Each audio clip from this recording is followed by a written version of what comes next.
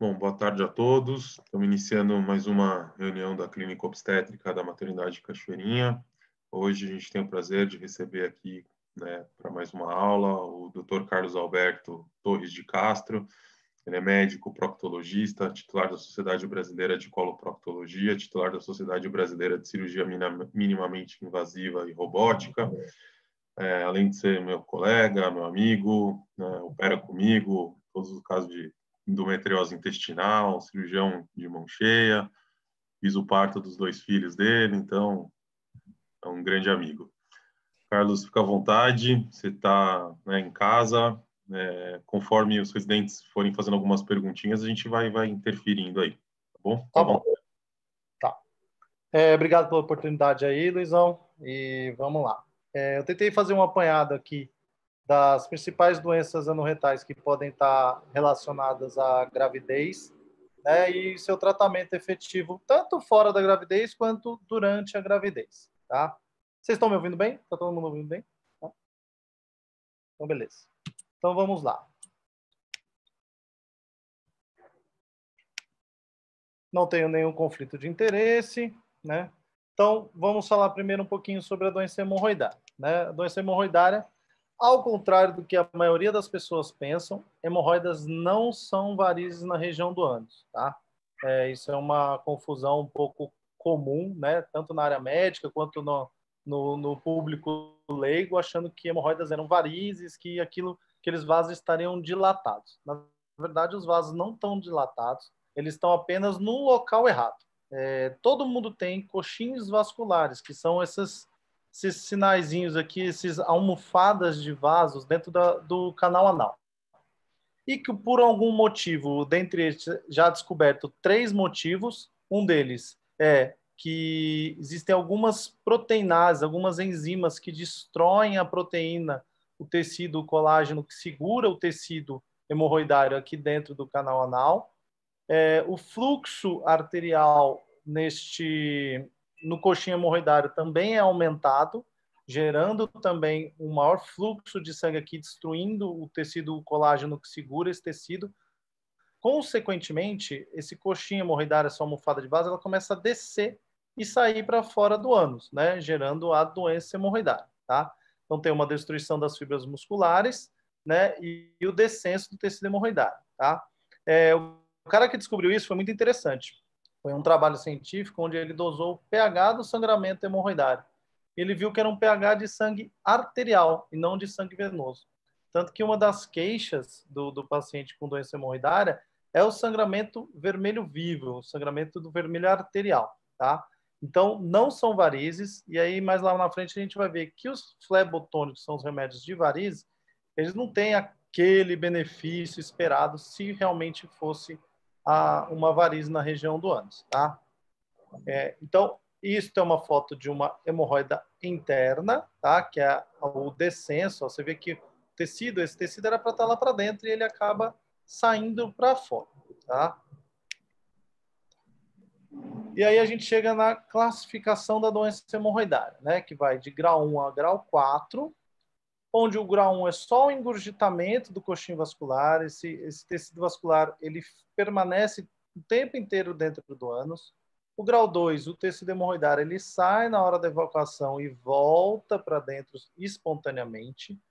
O grau 3, o tecido hemorroidário, ele sai na hora da evacuação e precisa de ajuda para voltar espontaneamente. Para voltar, né? E o grau 4 é o que fica para fora o tempo inteiro, tá? E aí a apresentação clínica, né? Que é uma coisa que confunde bastante. Paciente que chega no consultório e fala assim, doutor, eu estou com muita dor para evacuar, tá muito ruim minha hemorroida. Eu já sei que não é a doença hemorroidária. Provavelmente ou é uma fissura ou é uma trombose hemorroidária. Por quê? A dor na doença hemorroidária, ela é muito discreta ou não tem, né? Então, as queixas principais dos pacientes com hemorroida é sangramento, normalmente um sangramento vivo, bem rutilante, né? Fora, que pode pingar no vaso na hora de fazer a higiene, tá? E a nodulação. E aí a nodulação é aquele que a gente falou, que é onde a gente vai classificar o grau. saiu, voltou sozinho, grau 2. Saiu, precisou de ajuda, grau 3. Ficou para fora o tempo inteiro, grau 4. Aí tem a dor que é muito infrequente, né? A coceira na região do ânus, a inflamação, e em alguns casos até a anemia pode ser encontrada na apresentação clínica do paciente que tem um sangramento importante da doença hemorroidária, tá? O tratamento, e aí sim, na questão da grávida, né? A gente vai falar um pouquinho depois, mais na frente, da constipação, né? Que é um fator muito importante na grávida por compressão, questão hormonal, questão de líquidos, né? São vários fatores. A diminuição do exercício físico que fazem com que a paciente tenha constipação, né? Então, e consequentemente a constipação, o esforço evacuatório acaba gerando a doença hemorroidária ou piorando a doença hemorroidária, né? Então, no tratamento dietético, primeiramente é a dieta rica em fibras e água, né? Para melhora da constipação, melhora do bolo fecal, né? O exercício físico é importante para restituição do trânsito intestinal, que ajuda bastante, tá? Outra questão, caso não tenha melhora da constipação, os formadores de bolo fecal, que são as fibras sintéticas, mas lá na frente a gente vai falar no tratamento da constipação sobre eles, tá? Os laxantes catárticos, quais são os laxantes catárticos? Complexo 46, Sene, Cáscara Sagrada, Castanha da Índia, Bisacodil, né, o Ducolax, né? Esses são laxantes que a gente evita o máximo possível em qualquer paciente, tanto na grávida quanto no paciente não grávida, porque são medicamentos que a longo prazo não são, podem gerar uma dependência, uma lentificação do trânsito intestinal e, consequentemente, uma necessidade de um uso mais frequente do laxante para ter a resposta, né? E os laxantes osmóticos, esses sim são laxantes bons para ser utilizados, não causam dependência, podem ser utilizados na gravidez, tá? Não alteram, tem alguns que são doces, eles não alteram diabetes, nada disso, eles podem ser usados frequentemente, mas a gente vai falar mais um pouquinho lá na frente melhor. O tratamento higiênico, né? Então, assim, é um tecido que ele é um tecido mais sensível, né? Era um tecido que era para estar dentro do ânus e está para fora, ou está sendo esterilizado após a evacuação. Então, o machucar do tecido que faz sangrar. Então, o tratamento higiênico normalmente é evitar o papel higiênico, isso ajuda bastante, tá? A não ter o sangramento e o desconforto da doença hemorroidária. Banhos de assento, tá? Banhos de assento com água morna, tá? Porque água morna, aquilo que a gente falou, não é variz. A água morna é para relaxar a musculatura e favorecer o tecido que está para fora entrar para dentro do ânus novamente, né? E não permanecer muito tempo sentada no vaso, porque isso também favorece a doença hemorroidária sair e gerar todos os desconfortos, tá? Em relação ao tratamento tópico da doença hemorroidária, a gente aqui não está falando da trombose hemorroidária, a gente vai falar lá na frente. Da doença hemorroidária, que é aquele quadro crônico que o paciente chega para vocês e fala: olha, doutor, estou há 3 meses, toda vez que eu vou ao banheiro, sangra, não sinto pouca dor, no máximo uma sensação de peso, o sangramento é bem vermelho, está me assustando e não dói, sai uma bolinha para fora que volta sozinho ou eu preciso ajudar para voltar. Normalmente, esse é a sintomatologia do paciente, né? E aí vocês vão olhar e ver que tem realmente aquele tecido fora do lugar, né? Vão dar as orientações higiênico-dietéticas, né? Como melhorar a constipação, evitar o papel. E aí o tratamento tópico, né? O tratamento tópico não tem comprovação científica na doença hemorroidária, que são as pomadas, Proctil, Proctan, Proctosan, xilocaína apenas, né? Tem vários tipos, né? Podem ser utilizados na gravidez, né? E eles apenas aliviam um pouco os sintomas, tá? Então eles não têm nenhuma comprovação científica. Os nitratos e bloqueadores do canal de cálcio são manipulados, né? No caso ali a nifedipina, que pode ser usado na grávida, eles diminuem um pouco a hipertonia da musculatura anal. A gente manda manipular a nifedipina a 0,2% e o diltiazem a 2%. É mais um benefício na fissura do que na doença hemorroidária, tá? Mas pode ajudar também a diminuir um pouco o sangramento, tá? O tratamento medicamentoso, aquilo que a gente falou, né? Os flebotônicos, né? Diosmin, Diovan, castanha da Índia, todos esses os flavonoides que a gente fala, né? Eles vão aumentar o tônus vascular, vão diminuir a permeabilidade capilar, eles aumentam um pouco a drenagem linfática e têm efeitos anti-inflamatórios. Então, eles vão reduzir um pouco o sangramento, a dor e o prurido. Não é essa maravilha toda que os laboratórios vendem, porque eles vendem a condição de que hemorroidas seriam varizes, mas não são. Os flebotônicos, eles têm uma ação anti-inflamatória, tem essa diminuição do tônus, o aumento do tônus vascular, e com isso eles vão reduzir um pouco o sangramento, o prurido e o desconforto local. Mas também não é essa maravilha toda. Eles vão funcionar melhor na trombose hemorroidária como efeito anti-inflamatório. E aí o tratamento cirúrgico, né? Só para falar um pouquinho, então, assim, uma paciente grávida que chega com história de sangramento e vocês identificam uma doença hemorroidária.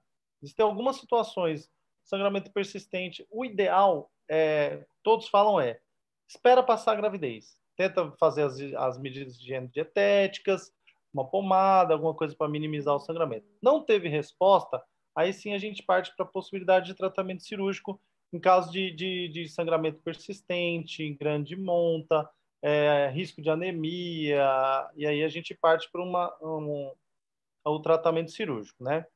De todos os tratamentos cirúrgicos para doença hemorroidária, a ligadura elástica é uma muito boa na gravidez, porque não precisa de anestesia, pode ser feito no próprio consultório, tá? Só que ela é reservada para grau 2, no máximo grau 3. Principalmente para tratamento de sangramento, né? Aqueles pacientes que têm aquelas hemorroidas mistas, aquele excesso de pele na borda do ânus. Esse paciente não vai resolver esse excesso de pele, vai resolver o sangramento, melhorar o sangramento, tá? E pode ser feito no consultório. Aqui um esqueminha mais ou menos, né? Tem dois tipos, né? Um de aspiração, que ele mesmo aspira, e esse que você vai com uma pinça de preensão e apreende ela e liga, né? Essa ligadura, depois de 5 a 7 dias, ela costuma necrosar esse tecido e cair. Pode ter um pouco de sangramento, né, nesse período. E complicações são discretas. O sangramento é uma delas, retenção urinária pode ter, um pouco de desconforto, inchaço ali na região pós-cirúrgico, né? Mas é importante dizer que pode ser feito no consultório. Outro tipo de tratamento cirúrgico é a coagulação infravermelha, que também pode ser feito no consultório, tá? Pouco doloroso, ou indolor, tá? É a mesma situação, só trata aqui o prolapso, tá? Diminui sangramento, não trata as hemorroidas aqui mais externas, de maior volume, isso tem que deixar claro para o paciente.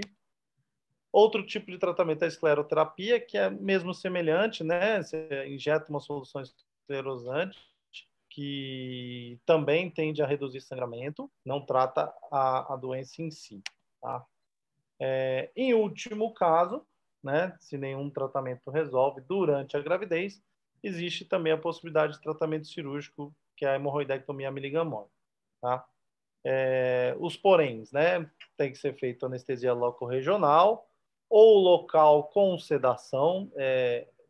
A gente, na residência, eu fiz residência num serviço do SUS também, e a gente tinha dificuldade com anestesista todos os dias, né? Tinha dia que não tinha anestesista para a equipe de prócto, e aí a gente fazia hemorroida com anestesia local e sedação. É possível, você faz anestesia do nervo pudendo e com um pouquinho de sedação, claro que depende do paciente, do tamanho da hemorroida, né?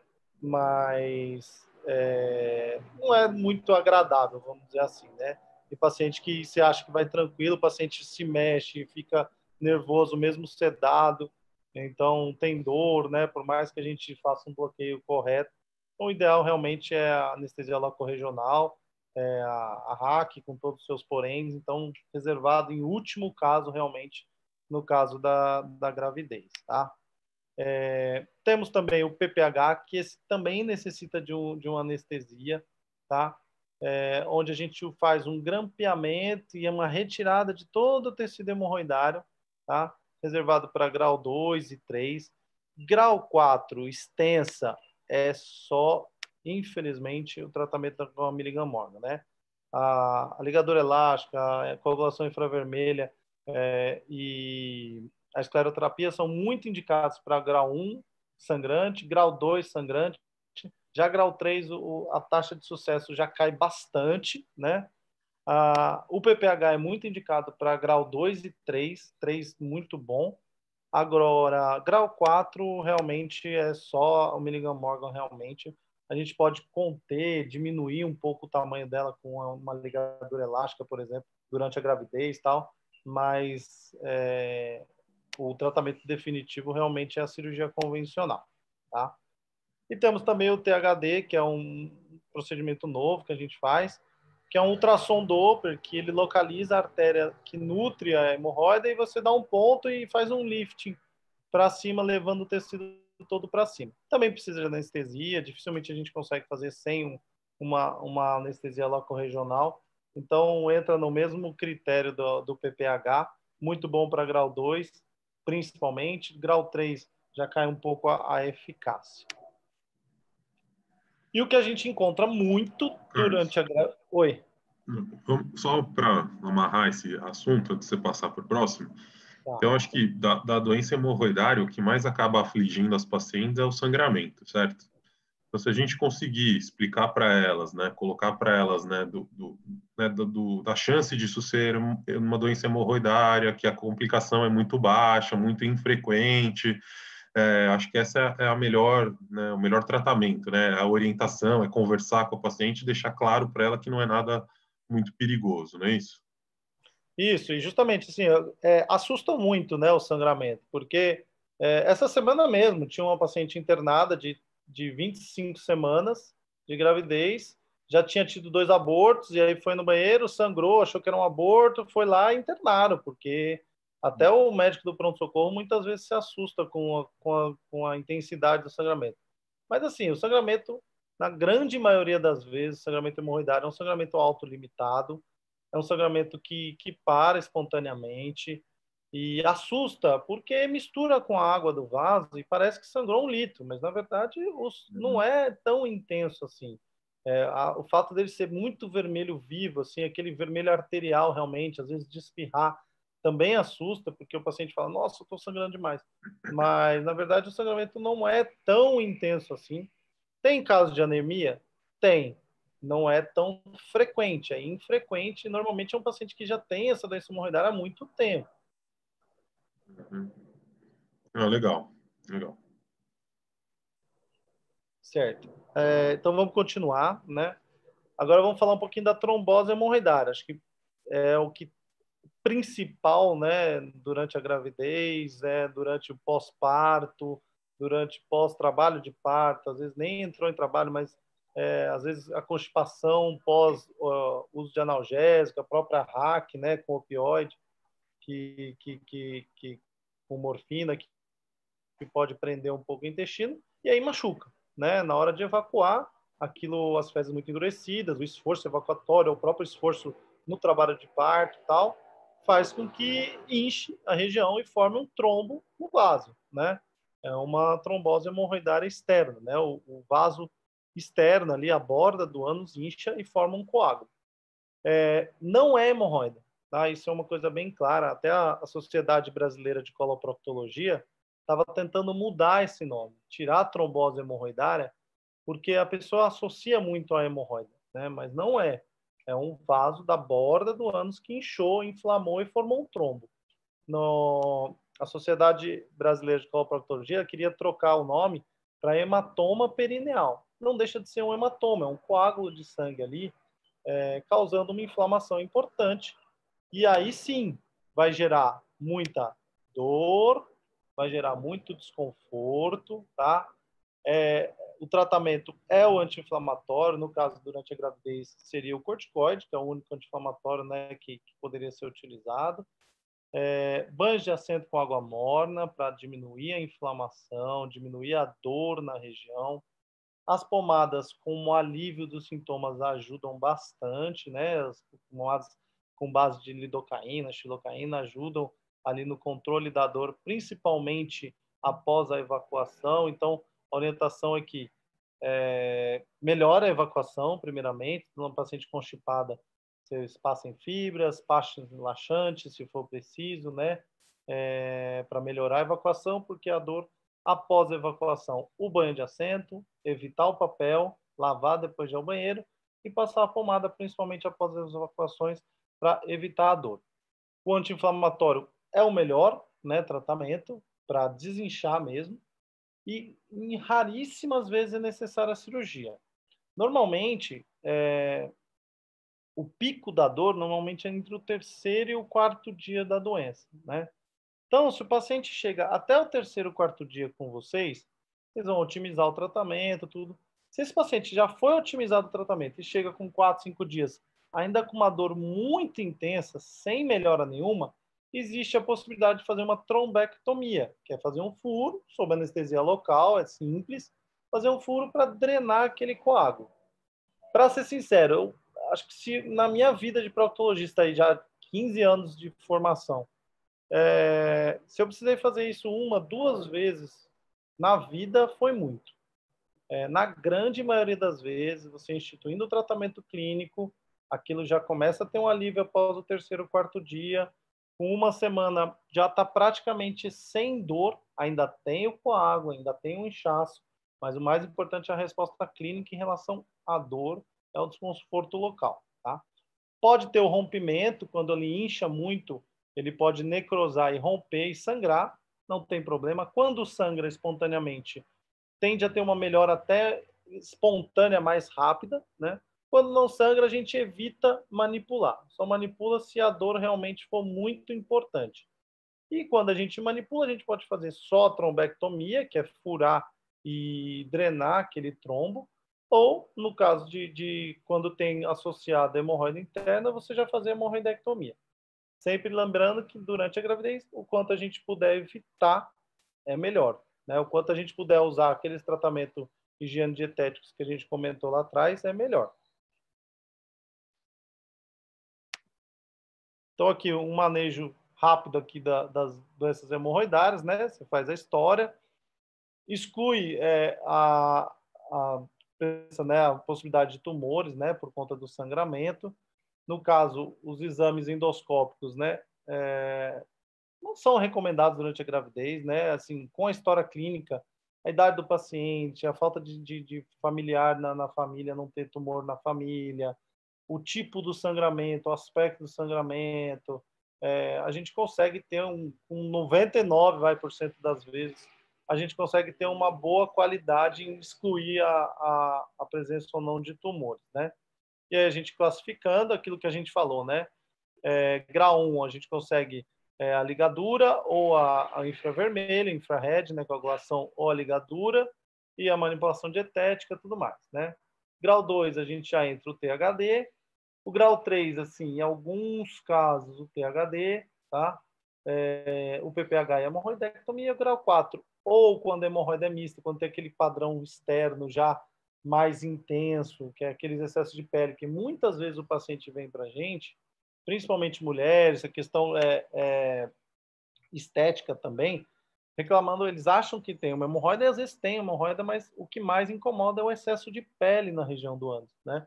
Às vezes ela não se sente à vontade com o marido, com o parceiro, ou o parceiro reclama, alguma coisa assim, ela não se sente à vontade.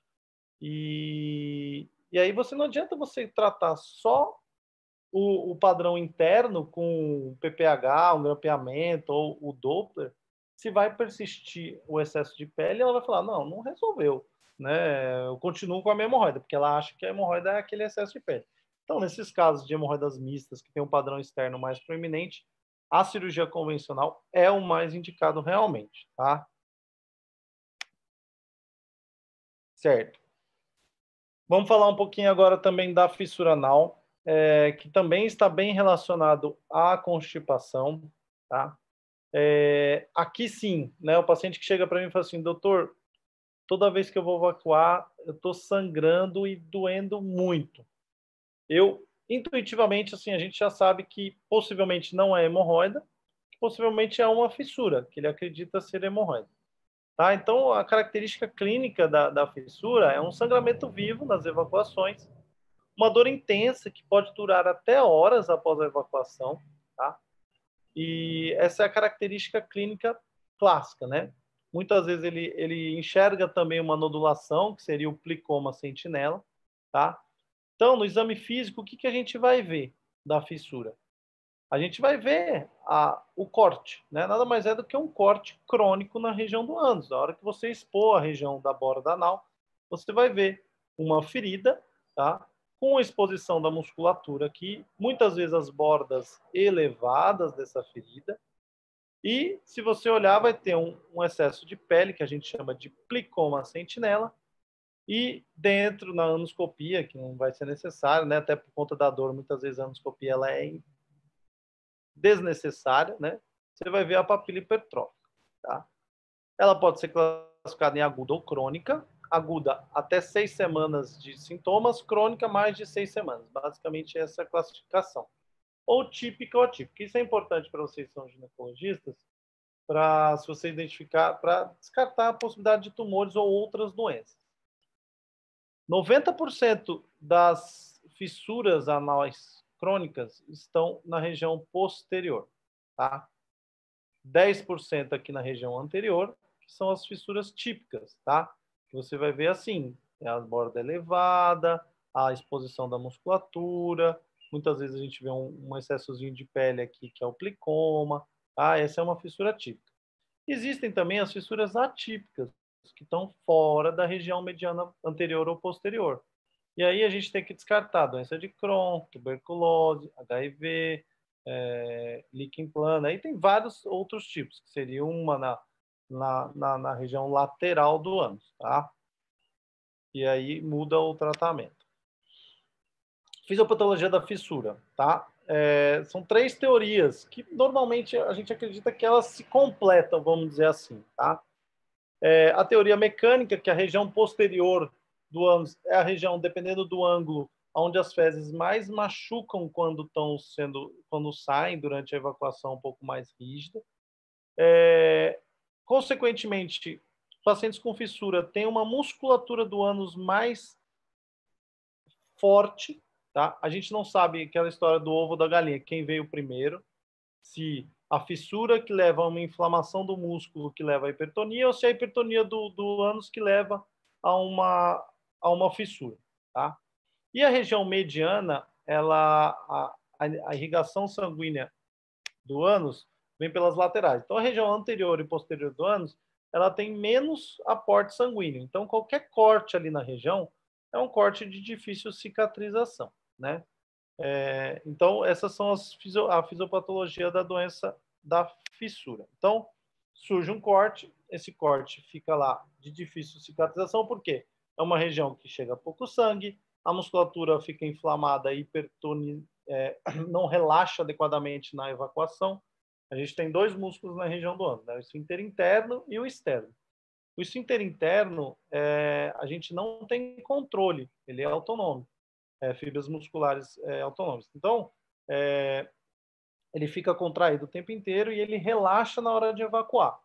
Nos pacientes com fissura anal crônica, esse relaxamento não é efetivo. Então, a paciente fala realmente como se o ânus estivesse apertado, porque o ânus não relaxa para as fezes saírem, né? Então, essa é a característica realmente da fissura, né? E isso vai acabando perpetuando aquele corte. Então, o paciente vai chegar com dor e sangramento, você vai olhar, vai ver aquele corte, e aí vai instituir primeiramente o tratamento clínico. Tratamento da constipação, inicialmente com fibras e água, tá? O banho de assento com água morna, evitar o papel higiênico, tá? E o tratar a constipação, que a gente vai falar mais lá na frente, né? Então, basicamente, é o mesmo tratamento da hemorroida, tá? Evitar o papel, o trauma, o banho de assento e as fibras, tá? A fissura crônica, tá? Que é aquela que já passaram de 6 semanas, né?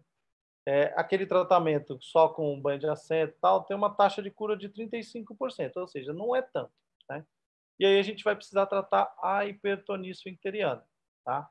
Os agentes tópicos, tem a nitroglicerina, tem o diltiazem e a nifedipina. Diltiazem, principalmente a nifedipina, podem ser usados na gravidez, tá? elas têm a função, a nifedipina, tanto de redução da hipertonia, quanto o aumento da vascularização na região para favorecer a cicatrização, tá? E, se não resolver, existe a possibilidade do Botox, tá? Não é recomendado, assim, não tem por que a gente fazer na gravidez, na grande maioria das vezes, regularizando o intestino, às vezes até uma pomada resolve, tá? Em último caso, tratamento cirúrgico quando a dor é muito intensa, tipo, não resolve com nada, existem essas 3 possibilidades. A dilatação anal não é mais usada, porque aumenta demais o risco de incontinência fecal, que a gente vai falar mais lá na frente também. Este é o tratamento, né? A gente tem um esfíncter hipertônico, a gente faz uma esfincterotomia, que é um corte, que pode ser aberta ou fechada. Não existe diferença entre a técnica aberta ou fechada, tá? Quanto que corta do músculo? Isso é uma coisa muito controversa. Não existe um padrão. Por quê? Se cortar muito, pode levar à incontinência. Se cortar pouco, aumenta o risco de recorrência ou de persistência da ferida. Mas, normalmente, a gente corta aproximadamente o tamanho da fissura e a musculatura esfinteriana do esfíncter interno, porque a esfincterotomia é feita com o esfíncter interno. A gente corta o músculo interno do ânus. Ele normalmente forma um degrau nos pacientes com fissura. E a gente desfaz esse degrau, que é a área mais espessa, vamos dizer assim. Ou através de uma manometria no retal, que a gente consegue ver quantos centímetros de peritonia esse paciente tem. E a fissurectomia, às vezes, é necessária para a gente tirar aquela tríade, né, o policoma, a papila, né, para o paciente ter uma boa cicatrização. Então, aqui só um organograma direitinho, né, sobre a fissura, né? Primeiro é você determinar se ela é típica, está na linha média, ou se ela é atípica, está na região lateral. Se ela for atípica, você tem que pensar na possibilidade de biopsiar para ver se não é tumor, ou fazer uma cultura para ver se não é BK, se não é alguma outra doença, né? E aí, se você está na linha média, você vai determinar o tempo de sintomas. Menos de 6 semanas, aquilo que a gente falou, né? Fibras, tratar a constipação, laxativos, água, exercício físico, etc. Se tiver falência, ou mais de 6 semanas, a gente parte para o tratamento medicamentoso por 8 semanas. Ou nitroglicerina 0,2%, ou diltiazem 2%, ou nifedipina 0,3%, tá? Diltiazem e nifedipina, só os 3, né? Só manipular. Se tiver falência desses casos, desse tratamento, por 8 semanas, aí sim a gente passa para a possibilidade de cirurgia ou toxina botulínica. Dizer assim, toxina botulínica, o convênio não cobre, SUS não tem, então assim, muito raro a gente fazer, a gente normalmente faz a cirurgia. Vamos para o próximo. Falar um pouquinho para vocês também agora sobre o abscesso anorretal. Carlos. Oi. Só para a gente amarrar, então, os 3 temas. Então, basicamente, a paciente que procura o médico do pré-natal ou pronto-socorro, né, com queixa de sangramento, a primeira ideia que a gente tem que ter na cabeça é hemorroida interna, certo? Hemorroida. Sim. O paciente que chega com queixa de dor, aquela dor que não é só relacionada com a evacuação, e ela sente aquela tumoração em volta do ânus e tal, essa a gente tem que pensar em trombose hemorroidária. E a paciente que tem dor no momento da evacuação e não tem aquele tumorzinho em volta do ânus, pensar em fissura, é isso? Isso. Basicamente é assim que a gente tem que pensar. Isso. E assim, a trombose hemorroidária, ela confunde com o abscesso, porque o abscesso, a queixa é muito semelhante, né? Um inchaço, dor, mas aí no exame físico você vai ver um processo inflamatório ali, infeccioso, um vermelhidão, a dor normalmente é muito intensa, é diferente no exame físico. A história é semelhante. Tá, legal. Então vamos lá, sobre o abscesso, né? 90% dos abscessos é uma infecção de uma glândula que tem no ânus, chama-se cripta de Morgani, né? Tem alguma obstrução nessa glândula, essa glândula incha e precisa drenar, né? Porque vira um abscesso, tá? Então 90% a etiologia é essa obstrução e consequente infecção dessa glândula. Doenças inflamatórias intestinais, principalmente o Crohn, podem levar também a abscessos, traumas, também pode, tumores.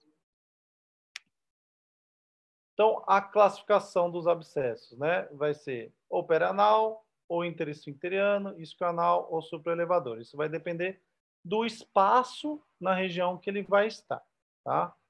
Mais comum é perianal, depois o interesfincteriano, por último o isquioanal e o supraelevador, tá? Então, a história clínica que é semelhante à trombose hemorroidária justamente porque era uma dor que piora ao sentar e ao evacuar, né? A fissura, normalmente, sentar, o paciente não sente nada, tá? Associada algumas vezes à alteração urinária, dependendo do abscesso, a febre, a calafrio, ao inchaço local, ao vermelhidão, mal-estar e muitas vezes uma drenagem espontânea de secreção. Às vezes, tá saindo uma secreção, um pus, um sangramento, tudo mais, tá? Então, assim, o principal ali do diagnóstico diferencial é com a trombose hemorroidária, mas no exame físico ele é bem diferente, tá? Vocês viram a fotinha da trombose hemorroidária, depois eu vou mostrar aqui a do abscesso. Então, aqui, uma infecção, no exame físico, você vai ter sinais clássicos normalmente. Se não for um abscesso um pouco mais profundo, que aí o diagnóstico fica um pouco mais difícil realmente, às vezes precisa de um exame de imagem, tudo. Normalmente você vê aqui um abaulamento vermelhão, às vezes tem até um ponto de flutuação, às vezes já tem saída de secreção purulenta pelo ânus ou pelo próprio rompimento do abscesso, né? Como qualquer abscesso, só que é na região do ânus. Então tem sinais clássicos de infecção: vermelhidão, endurecimento, flutuação, a dor e muitas vezes a drenagem espontânea, tá? Quando você não chega no diagnóstico, você precisa de alguns exames, né? A tomografia na gravidez acaba não sendo tão importante, e aqui a gente consegue ver o gás e tudo mais, mas o mais importante é aqui, ó, ultrassom transperineal, que em pessoas habilitadas, né? Claro que ultrassom a gente sempre fala na questão do examinador dependente, mas em mãos confiáveis, é um exame melhor do que qualquer um acima, tá? Ele vai ver coleção, vai ver onde que está essa coleção, o tamanho da coleção, se está superficial, que espaço que está. Ele é muito, muito útil, E o ultrassom endonal, ele é bom, mas ele acaba sendo muito desconfortável para o paciente, porque o paciente está com abscesso ali, muitas vezes ele não suporta um tratamento, um exame desse por conta da dor. A tomografia tem todos os seus percalços durante a gravidez e a ressonância ela é melhor para fístula do que para abscesso. Ela vai ver um processo inflamatório ali na região, tudo, mas o ultrassom, no caso de dúvida, paciente com dor perineal, você examina, não vê nenhuma alteração, às vezes é um abscesso mais profundo, paciente mais obesa, você não consegue identificar um abscesso ali, ultrassom transperineal é excelente para esses casos, tá? E o tratamento é a drenagem imediata, né? A drenagem, o ideal é que se faça em centro cirúrgico, que você consegue uma visualização melhor. Esse negócio de, às vezes, em pronto-socorro a gente vê, fui lá, fiz um furinho e tal. Isso não é tão efetivo. O ideal, assim, pode ser com anestesia local, dependendo do tamanho do abscesso, da cooperação da paciente, tá? Pode ser com loco regional, mas precisa da drenagem, tá? E o ideal é que, assim, o paciente muitas vezes chega e fala, não, já drenou, já está vazando. O correto é você ampliar, porque normalmente quando rompe um furinho muito pequeno, o risco disso voltar a fechar e voltar a infeccionar, e aí como toda infecção, aumenta o risco de trabalho de parto prematuro, aumenta todos os percalços de uma infecção na região perineal, com uma região que passa fezes, né, que pode evoluir para uma síndrome de Fournier, que é uma faciite necrotizante que é gravíssimo. Então, o ideal é que, assim, mesmo tendo uma drenagem espontânea, que se amplie, se não tiver realmente uma drenagem efetiva, que se amplie essa drenagem, aí sim pode ser com anestesia local, e aí não tem problema nenhum, mas é necessário a drenagem. Culturas, muitas vezes a gente não faz, mas em pacientes que têm uma imunossupressão é importante a gente saber qual o germe, porque às vezes o antibiótico não vai fazer efeito. Então, na grávida, seria importante estar colhendo a cultura para ver se não tem nenhum germe diferente que não pegue na antibiótico terapia, tá? E a indicação da antibiótico terapia seria no celulites, né? Aquele paciente que tem um processo infeccioso importante. Na falha com a drenagem, você drenou, depois de uma semana voltou ainda com uma celulite, alguma coisa, tá? E nos imunossuprimidos. A gente costuma passar basicamente para quase todos os doentes, né? Só aqueles abscessos muito pequenos, que a drenagem foi muito efetiva, que a gente não passa, mas na grande maioria das vezes a paciente vai embora com antibiótico. E aí o antibiótico, a gente tem que sempre pensar no gram-negativo e no anaeróbio, né? Então, uma cefalosporina de terceira geração seria bem indicado, tá? Basicamente é isso em relação ao abscesso.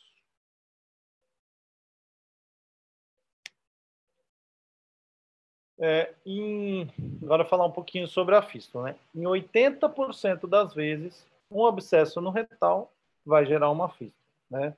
Então, na verdade, a origem criptoglandular lá do abscesso, quando rompe, ou espontaneamente ou cirurgicamente, vai formar uma comunicação interna entre a glândula e a área de drenagem, a pele, né? Essa comunicação vai estar sempre entrando bactérias, entrando fezes e impedindo a cicatrização por dentro. Então, a pele cicatriza e fica aquele granulomazinho na pele, vazando secreção, às vezes vazando fezes e tudo mais, né? Então, a mesma causa do abscesso é a causa da fístula, né? Origem criptoglandular, pós-operatórios, doenças inflamatórias, decorrente de uma fissura, ou algumas doenças podem gerar fístula, né? Principalmente a tuberculose. Aqui, lá quando a gente drenou, né, a gente vai chegar a esses tipos de fístula, né? Essa é a mais simples e mais comum, graças a Deus, é a interesfincteriana, a transesfincteriana, a supraesfincteriana e a extraesfincteriana. A extraesfincteriana não mexe aqui é o esfíncter interno e externo. Aqui ele atravessa o esfíncter interno, mas vai por cima ali já no pulmão retal, não no esfíncter externo, tá? Isso aqui vai determinar o tratamento que a gente vai fazer. Importante dizer que assim, a fístula dificilmente ela vai ser necessário um tratamento efetivo durante a gravidez. Tá? É um tratamento, é uma doença crônica, é uma doença que não traz riscos. Vocês vão ver na história clínica que dificilmente dá dor, dificilmente dá sangramento, incomoda, mas nada que impeça o segmento da gravidez para a resolução pós-operatória da fístula depois, né? Não contraindica a parte normal, né? Nada, né? Então, assim, na verdade, a identificação da fístula pode ser feita no consultório, mas não é uma coisa que vai ser necessário um tratamento efetivo durante a gravidez. Então, quando a gente pega a história, né, é muito fácil de identificar uma fístula na região do ânus, na grande maioria das vezes, que a gente vê um granuloma, né? A gente vê uma bolinha onde passa, onde você comprime, sai secreção, um pouquinho de pus, um pouquinho de fezes. Se você palpa esse trajeto aqui em direção ao ânus, normalmente você palpa um endurecimento ali na região, que é o trajeto interno da fístula, né? Então, a história clínica é o paciente que tem uma inflamação ali na pele, pela própria secreção que acaba irritando, a secreção ácida, né, da pus, né? Dor normalmente é infrequente. Quando surge a dor é porque o orifício acabou se obstruindo, fechando ali, e aí acabou acumulando um pouquinho de secreção, é como se fosse um abscesso crônico, mas aquilo, fazendo banho de assento, aquilo drena e volta a melhorar a dor. A nodulação com tecido de granulação. Sangramento é muito raro e muito pouco, muito pequeno, pela própria inflamação aqui desse granuloma, né, que acaba sangrando um pouco, eventualmente, mas na grande maioria das vezes não sangra, não. Aquilo que a gente falou, né, dos exames complementares. A ressonância é o principal exame para a identificação da fístula. Você identifica o trajeto da fístula, qual o trajeto para predizer o que fazer, né, qual cirurgia você vai fazer, qual técnica você vai usar, etc. Em relação ao objetivo de tratamento, né? Tratamento é cirúrgico, aquilo que a gente falou, né? Durante a gravidez a gente não vai fazer, vai orientar o paciente que aquilo não tem risco, que aquilo não é um câncer, que não vai virar um câncer, aquilo não tem risco de infecção grave, perineal, nada disso, né? E o objetivo do tratamento é justamente o fechamento do trajeto, a preservação da continência, tá? Isso é importante, e a minimizar a recorrência, tá? Isso é o que nós temos hoje sobre o tratamento. Como diz aquele ditado na medicina que se tivesse um tratamento bom, não precisaria de dois, né? Mas é porque, na verdade, cada paciente vai se beneficiar de um tipo de tratamento diferente, né? E tem um livro do Dr. Magela, Geraldo Magela, que é lá da UFMG, que ele começa o capítulo de fístula falando que nunca na história da medicina uma doença denegriu tanto a imagem do cirurgião quanto a fístula, né? Que é um tratamento bem desgastante para o paciente, um risco de incontinência grande, né? Um risco de recorrência grande. Então, é uma doença que é bem chatinha o tratamento. O bom é que durante a gravidez a gente não precisa se estressar com isso, né? Mas a gente pode fazer a fistulotomia, que é a secção, no caso de fístulas baixas. Quando a fístula é um pouco mais alta, a gente faz o seton ou um retalho. Tem o lift, que é uma... A gente abre no septo intraesfincteriano e resseca a fístula. Cola de fibrina, plug anal, tem células tronco, tá? Um probe de laser e injeção de permacom, tá? Essas são as possibilidades de tratamento cirúrgico da fístula, mas isso não adianta, não tem por que eu adentrar com vocês. Vamos falar um pouquinho agora também em relação à incontinência fecal. Isso os próximos 3 assuntos que eu pus é mais assim, tanto minha preocupação com vocês é que, além de obstetras, né, de gravidez, vocês, ao meu ver, são muito importantes na saúde da mulher, né? Então, eu vou falar um pouquinho aqui de constipação, não só na gravidez, que é importante vocês tratarem, e vou falar um pouquinho sobre indicação de colonoscopia, porque vocês são as pessoas que vão pedir muitas vezes a colonoscopia, então acho importante vocês saberem quando pedir, com que frequência pedir, eu acho que é legal a gente estar alinhando isso, tá? Então, em relação à incontinência fecal pós-parto e durante a gravidez. Existem duas possibilidades de incontinência fecal durante o parto e durante a gravidez.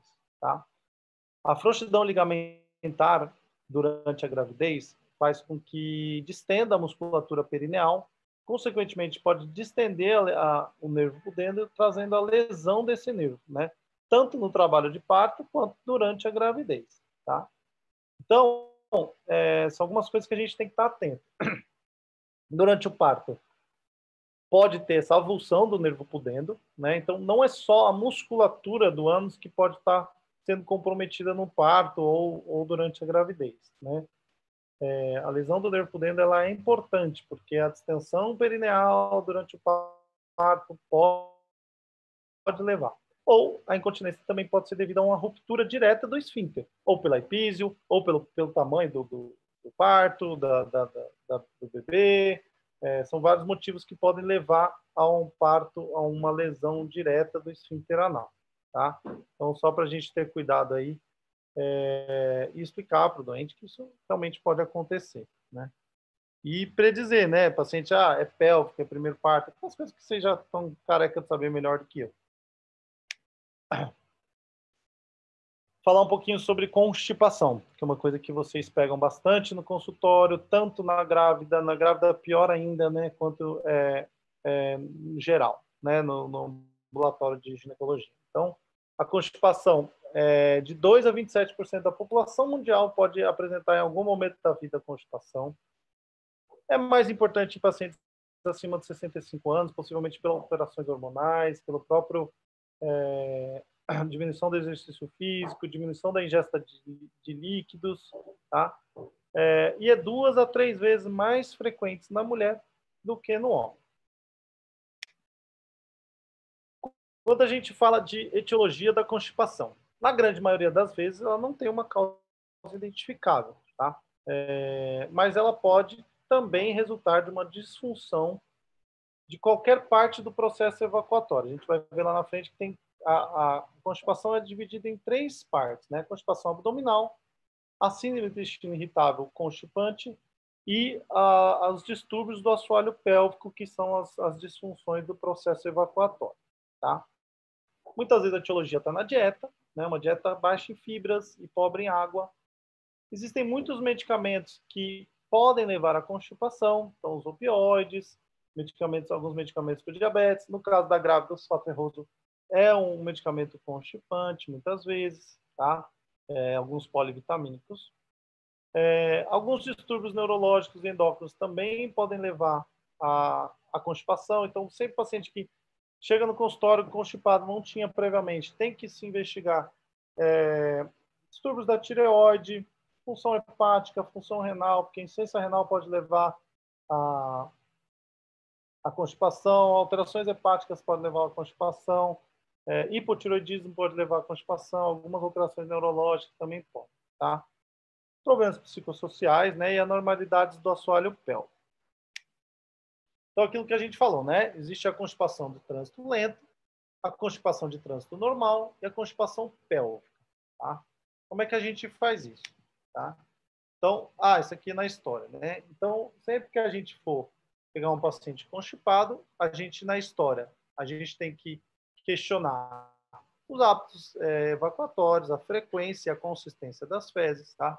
Há quanto tempo e a duração desses sintomas? Sempre tive as fezes normais e agora estão muito constipados. Tem que pensar na possibilidade de ter alguma estenose, algum tumor, alguma coisa, tá? Se é necessário alguma manobra evacuatória, tipo, eu preciso comprimir a parede posterior da vagina para conseguir evacuar, eu preciso tal posição para conseguir evacuar. Isso sugere alguma alteração no assoalho pélvico, né? Uma retocele, uma contração paradoxal do bulbo retal. Tem que questionar sobre a história dietética para ver qual que é o aporte de fibra que esse paciente tem diariamente, se tem todas as refeições, que tipo de fibra, se tem água, se faz exercício, ou o paciente às vezes não nota, mas ele, tipo, nessa pandemia. Eu fazia exercício, fechou a academia, parou de fazer exercício, ficou constipado. E às vezes ele não liga a falta de exercício ao funcionamento intestinal. E é muito importante.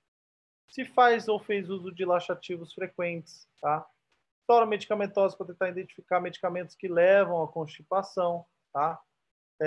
A história das doenças gerais, né? E a história de abuso físico ou sexual, que também pode levar a alterações no funcionamento intestinal, tá? Isso aqui os pacientes adoram, se vocês quiserem ter no consultório. Chama classificação de Bristol, que o paciente identifica mais ou menos como é o formato das fezes, e a partir daí a gente consegue, né? Nos 2 primeiros aqui, o paciente mais constipado, esses 2, 3 aqui, os pacientes mais normais, né? E aqui mais tendendo para diarreia, tá? Depois de todos esses questionamentos na história clínica, a gente vai, né, para a questão de exames laboratoriais, aquilo que eu falei em relação à tireoide, a função renal, hepática, né? Cálcio, alterações do cálcio podem levar à constipação, tudo mais. A colonoscopia, né, para tentar identificar ou não a presença de estenoses, tumores, né, que poderiam estar levando a um quadro de constipação. Tempo de transcolônico, que é um exame onde a gente engole uma cápsula. Dentro da cápsula tem 27 marcadores radiopacos, né, que se chama CITS marks. São 23 marcadores. E aí você vai tirando o raio-x para ver se eles param em algum lugar, se eles se distribuem por todo o cólon, se eles andam corretamente. E a partir daí a gente consegue determinar se é uma constipação de trânsito lento ou de trânsito normal. A manometria e a defecografia seriam mais para questões do distúrbios do assoalho pélvico. E aí você chega no paciente constipado, fez toda a história, pediu os exames, aí você vai para as orientações, né? Aquilo que a gente sempre fala para todos os doentes. Maior aporte de água e fibras, exercício físico e modificação de alguns medicamentos constipantes de uso frequente que possam ser modificados, tá? O tratamento medicamentoso. Primeiro, sempre fibra. Paciente constipado, você melhora o aporte de fibras e você fornece fibras sintéticas, né? Então aí tem Fiber Norm, Fiber Mais, tem um monte, né, no mercado, né? Pode ser qualquer uma, né? A gente dá preferência normalmente às fibras que são sem sabor, porque não enjoa, o paciente consegue misturar no leite, no suco, na água, jogar em cima da comida, fazer da forma que achar melhor. Lembrar sempre da água, porque a fibra sem água, ela vai prender mais, ela não vai soltar, então precisa da água na dieta para a fibra funcionar, tá? Não teve um resultado com as fibras, você entra com a possibilidade de laxantes, principalmente os laxantes osmóticos. No caso, para a gravidez, o polietileno glicol é o mais recomendado, porque ele não dá muitos gases. Lactulono, manitol, lactilol, todos esses açúcares que não são absorvidos, eles geram muitos gases. O polietileno glicol, que é o PEG 4000, que você consegue manipular ou comprar na farmácia, ele é o mais indicado, tá? Os laxantes catárticos são eventuais, né? Que a gente falou, o Sene, o 46, Bizacodil, são laxantes catárticos. Eles são, como é que eu vou dizer? São laxantes que a longo prazo eles vão gerar uma dependência, tá? E não são muito indicados. Eles são indicados para casos eventuais. Por exemplo, final de semana, abusei, fiquei constipado. Toma, melhorou, para. Não é para uso frequente, tá? Os amolecedores do bolo fecal, e aí entra o óleo mineral, que também pode ser usado na grávida, não tem problema. Os secretagogos são medicamentos que foram lançados ano passado, não sei se vocês já viram, chama Amitiza, tá? Que é lusaprostona. Ele age nos canais de cálcio das células intestinais e gerando uma secreção ali e podem ser utilizados também durante a gravidez. Os enterocinéticos não tem por que usar nesse momento, que é o Resolor, chama Prucaloprida, tá? Que ele vai aumentar a cinética do intestino, não é considerado um laxante, mas ele ajuda na questão da constipação. Então, aqui, ó, um organogramazinho, né? Então, o paciente com constipação, você vai fazer história, exame físico, né, de tudo aquilo que a gente comentou, fazer laboratórios e colonoscopia, né? Não deu nada, a gente já inicia o tratamento com fibras e laxativos, ou só fibras ou fibras e laxativos em associação. E aí, no meu ponto de vista, inicialmente os osmóticos e depois o secretagogo, que é o Amitiza, tá? Não teve resposta, aí você parte para um estudo do assoalho pélvico, através da manometria e defecograma, tá? Uma ressonância às vezes também é indicado, se você tem alguma dúvida de enterocele, sigmoidocele, alguma coisa assim, tá? E o trânsito colônico, né? E aí você vai chegar nesses 3 quadros de constipação, né? A constipação de trânsito normal, que é a síndrome do intestino irritável, a constipação de trânsito lento, que é através do trânsito colônico, ou a defecação obstruída, que é alterações no assoalho pélvico, tá? Se for síndrome do intestino irritável, a característica clássica da síndrome do intestino irritável, que as outras não vão ter normalmente, é aquele paciente que chega e fala assim, eu tenho dor que melhora após a evacuação. Isso é muito frequente, tá? De isso acontecer. Isso é bem característico da síndrome do intestino irritável. Se tiver síndrome do intestino irritável, é laxativos e medicações que a gente falou atrás. Se for um trânsito constipado, né, lento, aí medicações. Se não tiver melhora, aí cirurgia. E no caso de obstrução, defecação obstruída, às vezes contração paradoxal do bulbo retal, que vocês devem saber também, anismo, tem vários tipos, né? Normalmente o tratamento é através do biofeedback, né? A fisioterapia pélvica para melhorar aí e melhorar a questão da evacuação, tá? Outra coisa que eu queria falar com vocês, coisa rápida, que é a questão da colonoscopia, né? Vocês como médicos da mulher, né, fazendo a prevenção, saúde da mulher e tal, O câncer coloretal, ele está em segundo lugar, né? Depois de mama, já vem, não de pele, não melanoide, não melanoma, né? É o segundo tumor mais frequente na mulher, né? Já passou de pulmão. Então, depois de mama, vem o câncer coloretal. No homem também é o segundo, né? Então, depois de próstata, já vem o câncer coloretal. No geral, ele fica em terceiro. Primeiro é próstata, segundo é mama, terceiro já é intestino, né? Então, ao contrário do que muitas pessoas pensam, é muito mais frequente que tumor de estômago, fígado. Às vezes a pessoa fica mais preocupada em fazer uma endoscopia do que em fazer uma colonoscopia. E a colonoscopia é muito mais importante, tá? Que tumores de estômago não existem lesões pré-malignas, né? O tumor de estômago surge do nada, então a endoscopia não é preventiva para tumor de estômago, porque a pessoa que for ter o tumor de estômago vai ter fazendo ou não a endoscopia, né? A única coisa que a endoscopia faz é um diagnóstico mais precoce. Já a colonoscopia, ela é preventiva. O que significa isso? Existem as lesões pré-malignas, que são os pólipos, né? Então, se você faz a colonoscopia, detecta um pólipo e retira, você evita que aquele paciente tenha a colonoscopia. Tanto que depois que difundiu mais a colonoscopia, inicialmente teve um aumento no número de casos de tumor de intestino e agora está tendo uma pequena queda, justamente porque está sendo identificado e tratado antes que surja, né? Então, a colonoscopia ela é imprescindível, tá? Aí tem outros casos, outros tipos de prevenção, tá? A Sociedade Americana de Câncer, ela preconizou, em 2 anos, que ela baixou para 45 anos o início da prevenção, tá? Independente de sintomas, independente de história familiar, independente de qualquer coisa, a recomendação da Sociedade Americana de Câncer é que aos 45 anos todo mundo deva fazer algum exame de prevenção do tumor coloretal.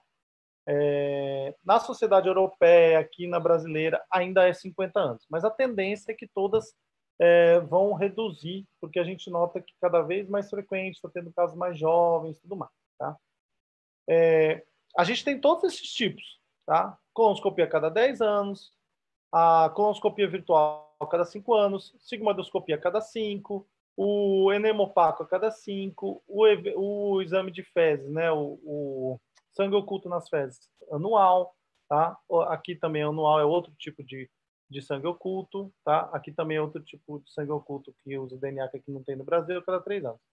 Quais são os porém de todos esses outros, tá?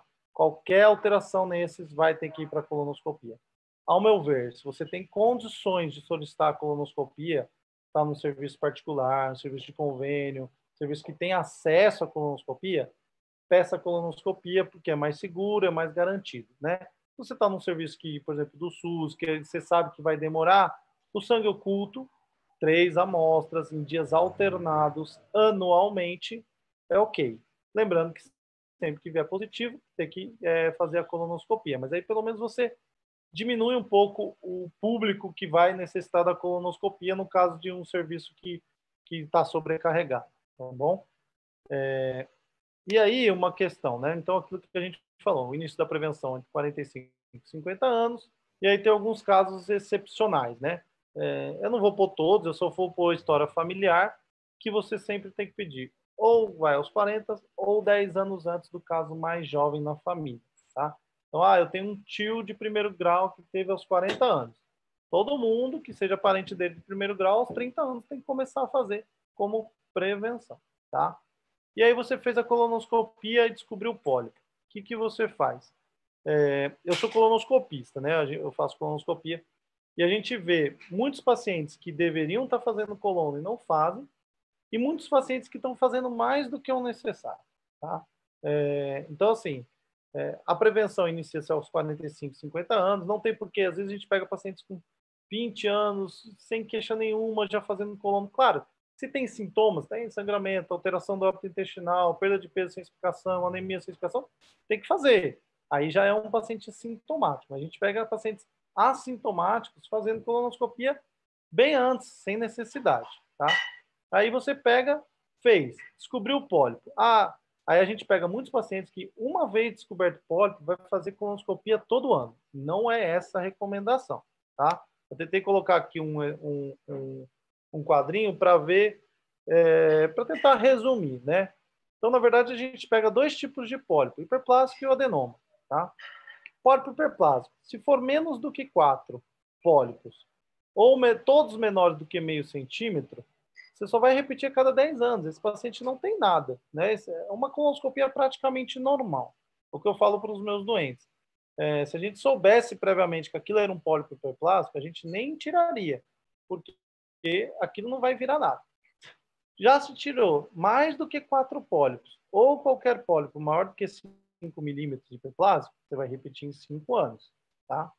Se for adenoma, menos de 3 pólipos, menores do que 1 centímetro, 5 anos também.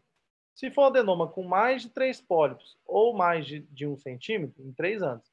E se tiver displasia de alto grau, em 1 a 3 anos. 2 anos também seguro. Então, assim, não precisa fazer todo ano. Nem quem já teve câncer precisa fazer todo ano. Então, a nossa orientação, assim, para ficar mais fácil poxa, em 3 a 5 anos, teve um trabalho importante canadense que ele avaliou mais de 10 mil polipectomias. E ele chegou a um modelo matemático que ele chegou ao quê? Só 4% dos pólipos menores do que 1 centímetro vão crescer. 96% vão sumir, vão desaparecer, numa outra colonoscopia não vão estar lá, tá? Ou vão estar do mesmo tamanho. Desses 4% que vão crescer, eles demoram de 3 a 5 anos para chegar a 1 centímetro. E mais 3 a 5 anos para chegar de 1 centímetro e virar um câncer. Então, o que previamente se achava que todo pólipo gerava câncer, isso não existe, tá? E que, nossa, é muito rápido, isso também não existe, tá? Então, assim, tirou o pólipo adenomatoso, em 3 a 5 anos está mais do que seguro, tá? Para estar repetindo. Tirou o pólipo, é hiperplástico, pequeno, tal, sem preocupação nenhuma, em 5 a 10 anos, tá? Basicamente, com isso, vocês não vão estar deixando passar nenhum pólipo mais grave, não vão estar também fazendo o paciente submeter a colonoscopia todo ano, que tem seu risco, tem suas complicações, etc. Acho que é isso. Certo. Muito obrigado aí a todos. Espero ter ajudado aí. Legal, Carlos, obrigado. Foi ótimo. Muito legal essa iniciativa aí de você trazer isso por último aí, que realmente, como você falou, né, a gente acaba sendo meio que o clínico da mulher, né? Elas procuram a gente, né, para saber se está tudo bem, para fazer um check-up, e muitos acabam, né, esquecendo dessa parte que é super importante. Eu queria te perguntar uma coisa em relação à questão da obstipação, né? Eu vejo, né, no dia a dia que as pacientes elas têm uma resistência muito grande com essa questão da obstipação, né? A paciente ela é meio que acostumada com a obstipação. Você fala para ela, olha, então você precisa, né, mudar a tua dieta, consumir mais fibra. Ah, mas eu já faço isso. Não, mas olha, veja bem, você precisa tomar mais água, você precisa consumir essa fibra e tal. Então tenta fazer isso, você volta. Aí ela volta e fala, ah, não deu certo. Então, as pacientes elas tendem, né, elas têm essa resistência, elas são muito acostumadas com isso, né? Como você costuma lidar com isso? Com essa paciente que ela é resistente aos tratamentos. Tudo que você fala, aí ela está acostumada, ela toma lá o 46 dela, esses, né, os laxantes, e aí acaba indo bem com o laxante, é difícil de você tirar essa coisa da cabeça dela, né?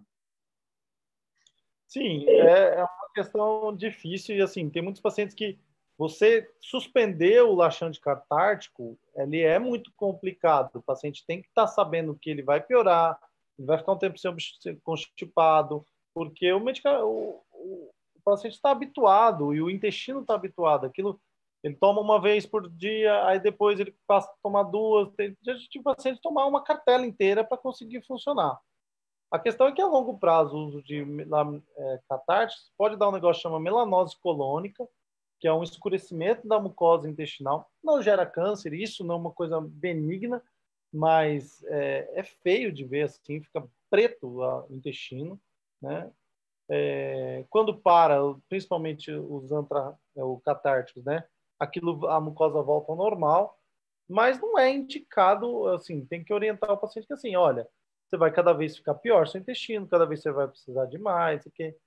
E muitas vezes você precisa pedir o tempo de trânsito colônico para ver se ele não tem uma inércia colônica, um anismo, uma contração paradoxal do bulbo retal, uma retocele, uma enterocele, alguma coisa que está realmente impedindo uma evacuação correta, né?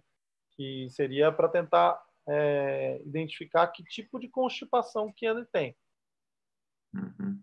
É porque eu sempre tento, né, fazer um exercício aqui de todas os convidados que vêm dar aula para a gente e tal, tentar ver até que ponto que a gente pode agir, né? Até que ponto o ginecologista, o obstetra pode agir.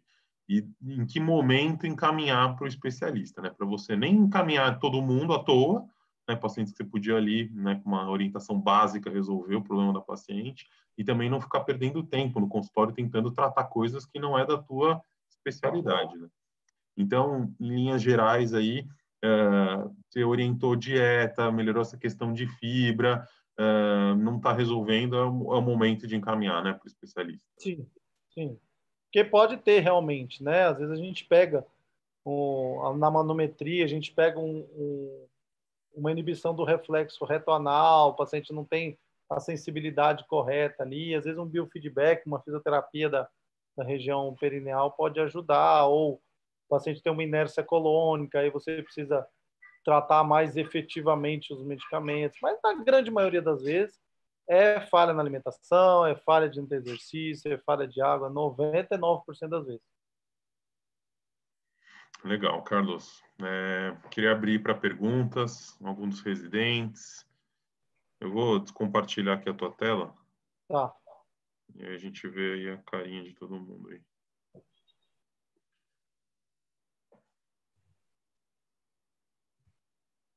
Alguns dos meninos aí tem alguma dúvida, quer perguntar alguma coisa? É um tema super interessante, né? Porque isso é muito do dia a dia, né? Acho que não tem nenhum dia no consultório, no pré-natal, que eu não falo sobre alguma coisa desses assuntos que você tratou hoje, né? Com certeza, né? Se atender 20 pacientes no dia, acho que 2 ou 3 vão ter, ou queixa de constipação, ou queixa de, né, alguma coisa de, né, doença anorretal. Eu acho engraçado, tá? Semana passada, se não me engano, teve uma paciente que, né, passou comigo, né, com queixa claramente assim de doença hemorroidária, e aí ela, olha, então eu queria te falar, elas têm um pouco de vergonha e tal, né?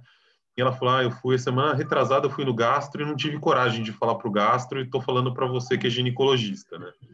Então, você falou, né? O ginecologista é o clínico mesmo da mulher. Ela sente a vontade para falar sobre qualquer coisa, né? Então, é importantíssimo, né? A gente ter essa noção de tudo que você falou, né, Alan? Você quer falar alguma coisa aí? Eu queria só perguntar na trombose, tudo bem, doutor? Só queria perguntar na trombose hemorroidária externa, você falou de corticoide na gestante, né? Eu só não entendi se era tópico ou via oral. O ideal é via oral, tá? A absorção da mucosa, da pele, ela é muito baixa. Então, assim, o efeito vai demorar muito. Então, normalmente a gente usa medicamentos, pomadas de hemorroida, realmente, Proctil, Proctan, Proctosan, que alguns já vêm com corticoide tópico, mas o ideal é comprimido realmente. Beleza. A aula foi ótima, realmente. Sempre tem consultório, pronto-socorro. Acho que é uma das queixas mais frequentes mesmo, assim, sempre tem essas causas. Hemorroidas, fissuras, sempre tem fístula. Realmente é bem comum, foi muito bom. Bem esclarecedor aí. Obrigado. Muito obrigado aí pela aula. Nada que isso. Legal, gente. Então, se ninguém tiver mais nada para perguntar, vou agradecer você, Carlos, pela aula. Foi muito legal, muito, muito esclarecedora. Vai ser bem útil, com certeza, aí para a prática clínica de todo mundo. Deixar o convite, né, para outras oportunidades. Vou com certeza te chamar outras vezes para falar de novo sobre isso, ou talvez de algum outro tema que a gente combinar. E depois eu te mando o link do YouTube para você compartilhar também a aula. Tá bom? Tá, obrigado aí. Obrigado pela oportunidade. Precisando, estamos aí. Sem estresse. Obrigado, Carlos. Um abraço. Obrigado a todos. Até a próxima, gente. Alô, Luizão. Até mais.